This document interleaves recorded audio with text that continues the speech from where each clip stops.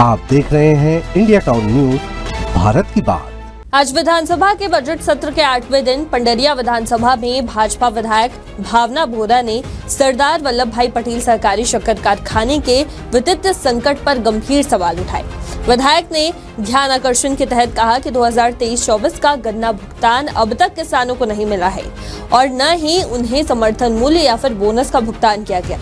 उन्होंने ये भी बताया कि इस कारखाने की स्थापना से क्षेत्र में रोजगार के अवसर तो बढ़े थे, लेकिन अब स्थिति ये है कि कारखाने को आर्थिक संकट का सामना करना पड़ रहा है। पूरी खबर देखिए इस रिपोर्ट में।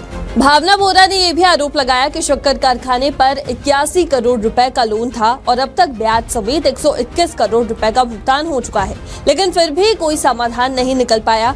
इसके अलावा उन्होंने गन्ना पेराई की दर की भी समस्या उठाई, जिसमें कारखाने में किसानों को 350 रुपए प्रति टन मिल रहे थे, जबकि निजी कंपनियां 450 रुपए दे रही हैं। इस कारण किसानों को भारी नुकसान भी हो रहा था। विधायक ने मांग की कि कारखाने को सहकारिता विभाग से कम दर पर अतिरिक्त ऋण दिया जाए ताकि उसका आर्थिक संकट दूर हो सके।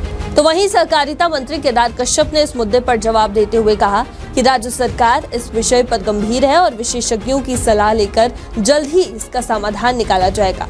उन्होंने ये भी कहा कि इस मामले की समीक्षा करने के लिए एक उच्च स्तरीय कमेटी बनाई गई है। बीजेपी विधायक धर्मजीत सिंह ने भी शक्कर कारखाने के कुप्रबंधन को लेकर सवाल उठाए और कहा कि नेताओं द्वारा अपने समर्थकों को काम देने के दबाव से इस समस्या का समाधान नहीं हो सकता। विधानसभा अध्यक्ष डॉक्टर रमन सिंह ने इस पर प्रतिक्रिया देते हुए कहा कि सरकार को किसानों का भुगतान समयबद्ध तरीके से करना चाहिए और इस मामले की जांच भी की जानी चाहिए। डॉक्टर रमन सिंह ने सहकारिता मंत्री से इस मुद्दे पर कार्रवाई करने की अपेक्षा जताई।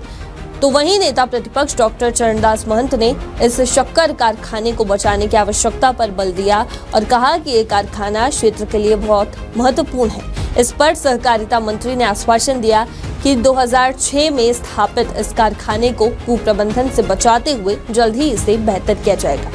इस विवाद के बाद अब ये देखना होगा कि राज्य सरकार इस मुद्दे का समाधान कैसे करती है और किसानों को उनका लंबित भुगतान कब तक किया जाएगा और किसानों का लंबित भुगतान समयबद्ध तरीके से हो पाता है या नहीं।